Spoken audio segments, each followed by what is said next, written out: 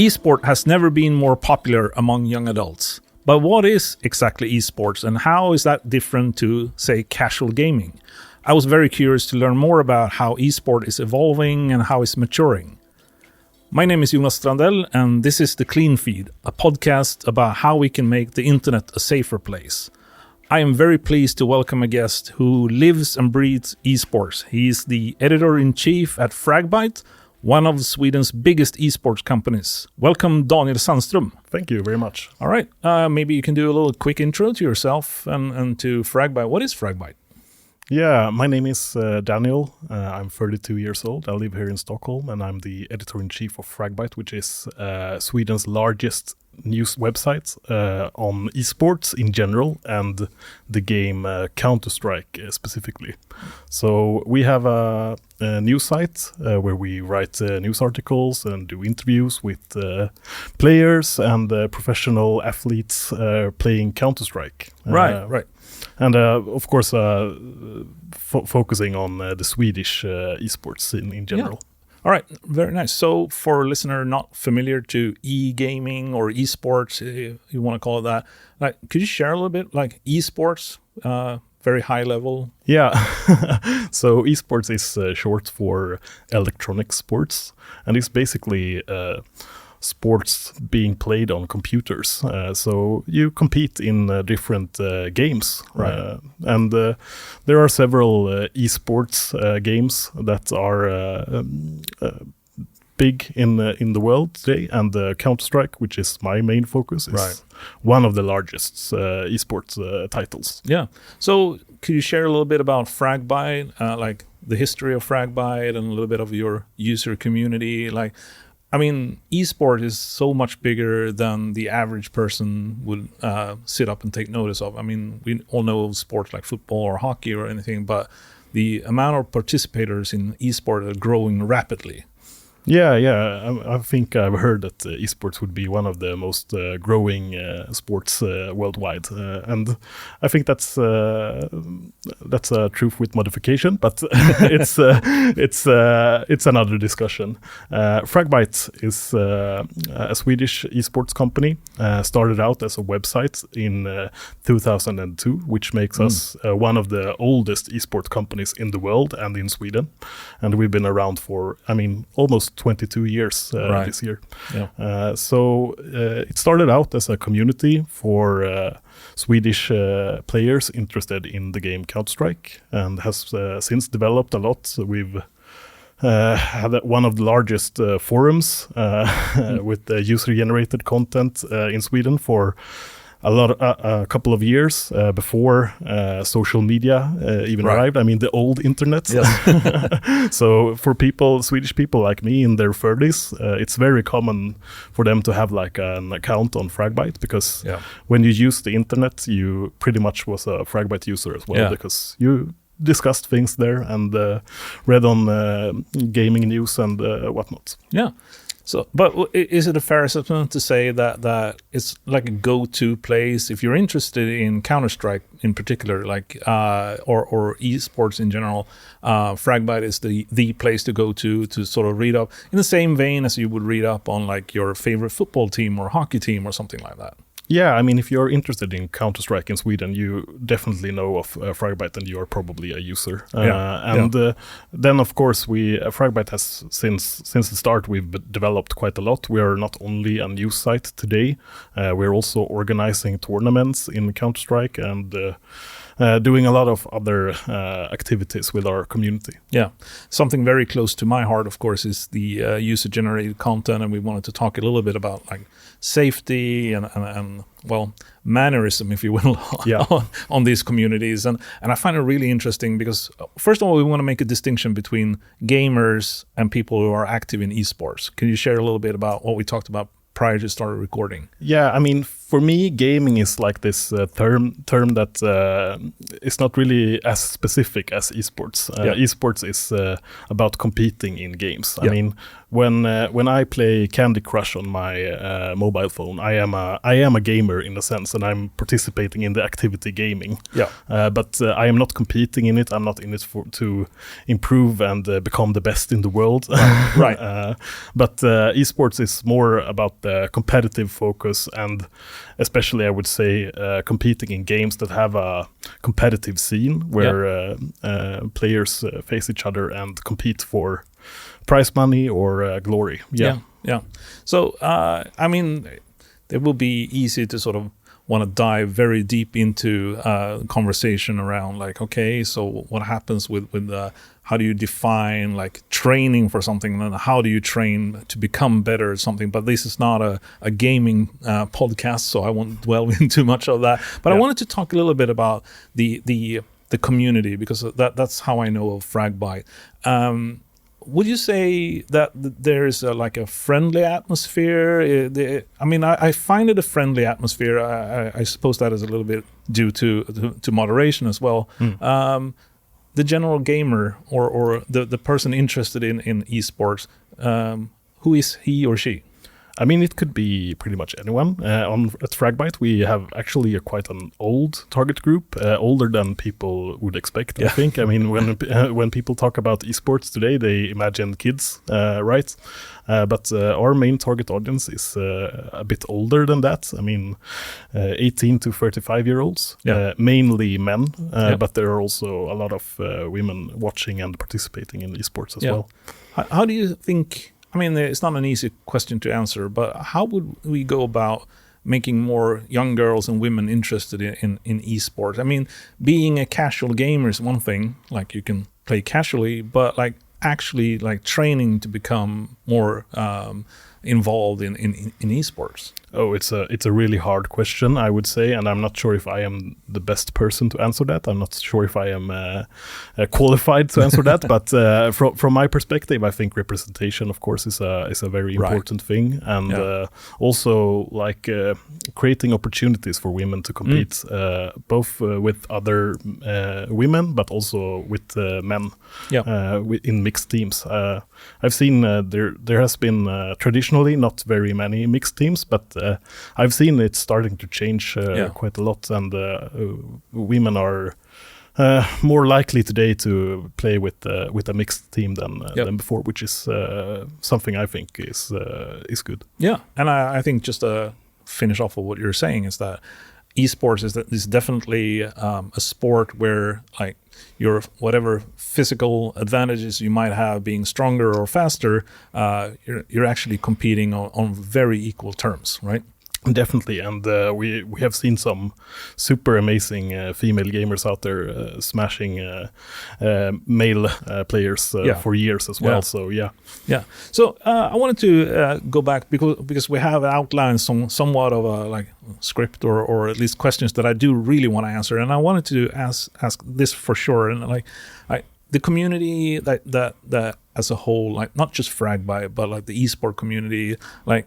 How have you seen that evolve, and especially regarding like safety concerns that you might have, and how people are towards each other? So me being in my early 30s, I grew up with the somewhat early internet, I guess, and esports is something that has been developed ever since, I would say. And in the start, in the early years of esports, I would say it was a pretty harsh environment, generally speaking. I mean, a lot of younger men participating in communities where there were no moderation or no clear rules on what was allowed or not. So from that time, I would say it was a bit more wild, and I think a bit harsher in general as well. But with that said, also, of course, a lot of great communities has come from that time as well, and I think Fragbite is a great example of that as well. But as time has gone, I think social media has become more of a the focal point for discussions and communities to be in and discuss in and whatnot, and today I think the esports scene is pretty much like any other community on the internet, and a lot. It has matured, right? Yeah, it has matured, but it's also like mainly being run on social media, like these super big sites like Twitter, Instagram, TikTok, and of course Twitch and YouTube as well. So, I mean, from the early days, I would say we had more of like a closed communities on separate websites, but today I would say an esports fan is participating in all the social media communities as well. Yeah, now, I think you're absolutely touching on something that is relevant, and I can't help but think, like, if you go on YouTube or Twitch or TikTok even, and you look at clips for, let's say, Counter-Strike, something you're very familiar with. Yeah. Let's just say that if you want to learn about how cursing is done properly, these are the places to go. Would you say? I mean, you can probably just say that that's not how esports are being handled when people are competing against each other. We can rebuke that right now. Yeah, but it's kind of a very, very harsh environment when you look at how teams are even talking amongst each other. I mean, maybe in some sense, I would say that especially in teams where you have younger players, maybe not acting as they would have acted if they were in physical presence with their teammates or opponents. I think that is probably the main factor, which is not just. I mean, esports is being played digitally, and that means you don't have to physically meet your opponents or your teammates, which means that there's maybe like a gap between what you would do if you met them. The old familiar, like, behave as if you were actually facing someone that you're actually talking to. Exactly, and I think that's something that the esports scene, of course, has been affected by. Yeah. But is it that because whenever I see something from esports scenes, it's usually like with an actual live crowd and teams actually playing each other. But does it happen that it's actually digital, like just someone being remote from each other as well? I mean, if you go to a physical esports event, I think you would be amazed on how extremely friendly and welcoming atmosphere there is. I think, for example, DreamHack, which is one of the larger gaming festivals in Sweden and worldwide, they rarely have incidents involving violence on their events, which I think is it's telling on how the esports scene is actually quite friendly when we meet up with each other. A lot of big words and not as much when we actually meet each other. Yeah, but I think that's a symptom of just that physical presence, right. You know. Yeah.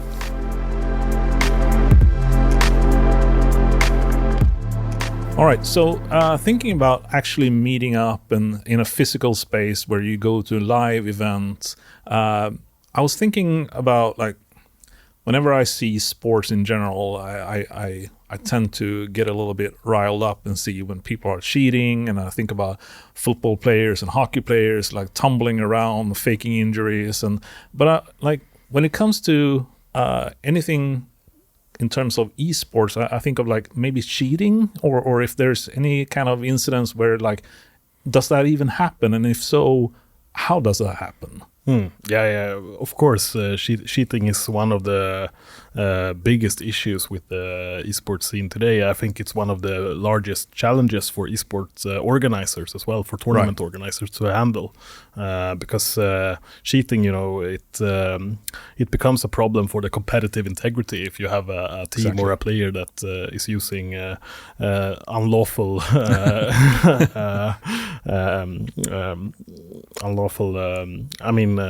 there's like a means to actually, like, advancing yourself or making sure that and can you shed a little bit of light, like, how does that actually happen? Because you're sitting in a space where you're sitting with your teammates playing, and there are like umpires or something similar, or someone Well, I think the most common way to cheat in an esports environment would be to use a cheating software that you activate to like hack the game that you are playing and to make the game appear in a way that it wasn't supposed to be seen. Yeah. For example, in Counter-Strike, we have this very famous cheating software called the wall hack, where a player can see through walls, which gives them an unfair advantage because they can see where their enemies are on the map. And that, of course, is not allowed in a competitive environment because, obviously not. But it's the equivalent of someone tampering with an engine or something in a race car or something similar. Yeah, definitely. That would be a good example of. What would be not allowed in a physical sport? So if we're just looking ahead, looking to the future, and I mean, what would you say? First of all, like, what is the difference? The biggest difference between like a really good gamer? So let's say that you meet someone that is 13, 14, 15, shouldn't be playing Counter-Strike, by the way, but they are. And they have amazing eye-hand coordination, right? And reaction and all that. What would you say is the difference between being really, really good and being like a professional esport performer? I think, there are actually quite a lot of young people who are super skilled at games today. I actually went to meet a 14-year-old player in Sweden. He's one of the biggest Counter-Strike talents in the world. Right. And what makes him stand out that much is not just that he's good at the game, he's got great hand-eye coordination, as you said, but also that he's so super dedicated and that he's treating his Counter-Strike gaming as any professional aspiring athlete would. Yep. So he's got this super serious training schedule. He's practicing with his teammates several hours a day. And he's also engaging in physical activity to keep his body sharp and mind sharp. So I think the mentality, I would say, is for to be a professional gamer, you need to have a mentality that is somewhat similar to a professional athlete. I think you can pretty much debunk any kind of like gamer bum mentality just by putting in the sheer amount of hours that gamers and athletes put into their actually, like if you have someone that is 14 or 15 that is practicing hockey or football, they might have 3 or 4 practices per week, which is usually like an hour. That's maybe something that an esport performer puts in daily for what he or she is doing. Definitely.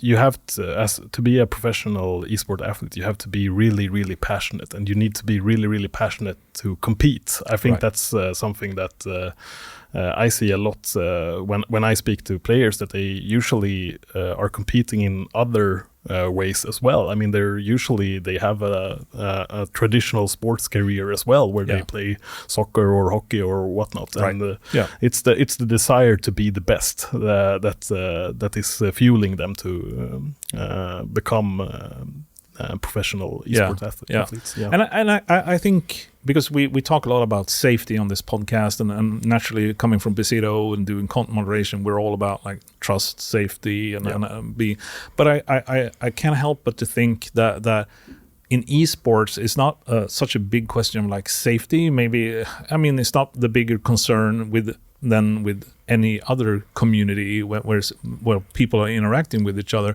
But I think more than anything, maybe the safety concerns would be like with any performer, like the disappointments of actually not achieving what you're aspiring to. And I'm thinking that may be like mental health issues that might actually be something bigger to start thinking a little bit about. Definitely. And I think since esports is inherently digital, I mean, you come across all the different digital risks for people being on the internet.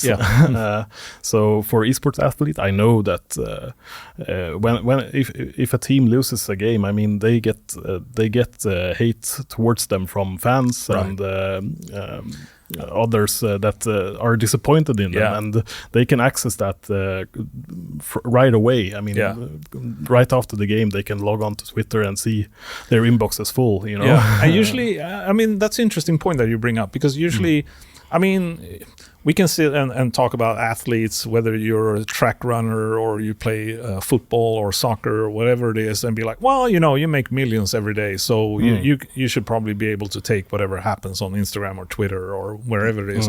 But when we talk about someone who isn't like prepared for what happens, like you grow up playing whatever game that you enjoy, and all of a sudden, like, you find yourself being in a team.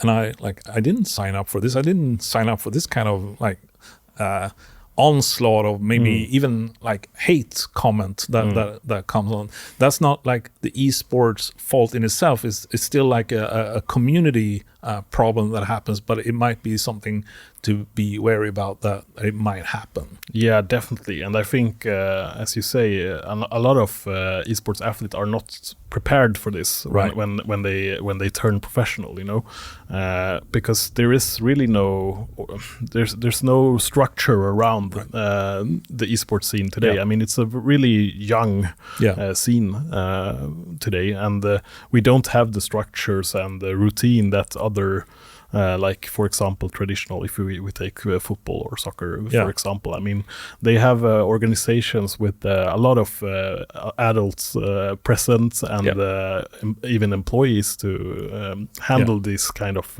questions. And that is not the case in the esports scene in general, at least. I mean, there are a few elite professional teams that have that kind of support, but most of them don't. Most of them are like a young person playing at home, and then they get signed for a team and they start play professionally, but there's really no support system around them.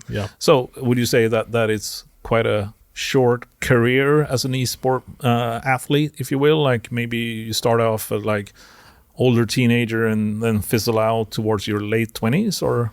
I think it varies, but I think it's hard because it's not that many players still that can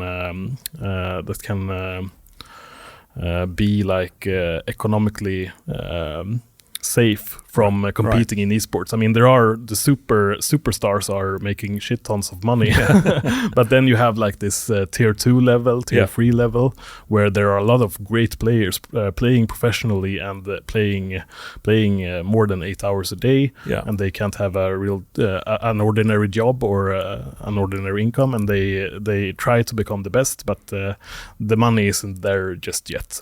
So I would say for the vast majority, of course, the careers are ending when they turn maybe 20, 25, and they realize they can't invest in this anymore because it's very expensive to not have an income. And, stay in school.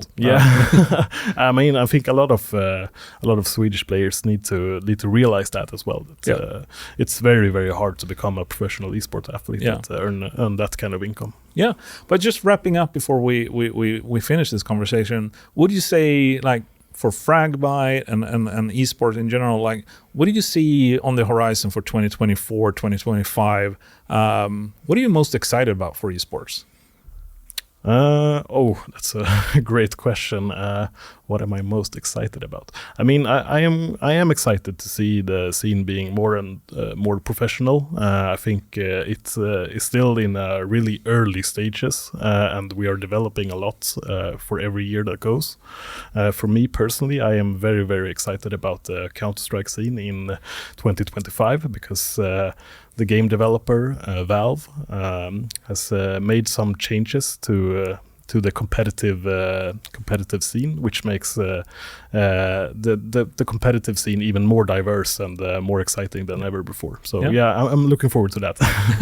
All right, thank you so much, Daniel. So if anyone want to find out more about Fragbite and esports, can you share a little bit, like, where can they find you and Fragbite? They can find us on fragbite.se. It's a Swedish site, so probably mostly interesting for our Swedish audience, but I am at Twitter, and I'm also writing mainly in Swedish, but my Twitter handle is Sandström. You'll put that in the description because you can't pronounce that. I'll put that in the show notes. Thank you so much, Daniel, for stopping by. Thank you so much for having me.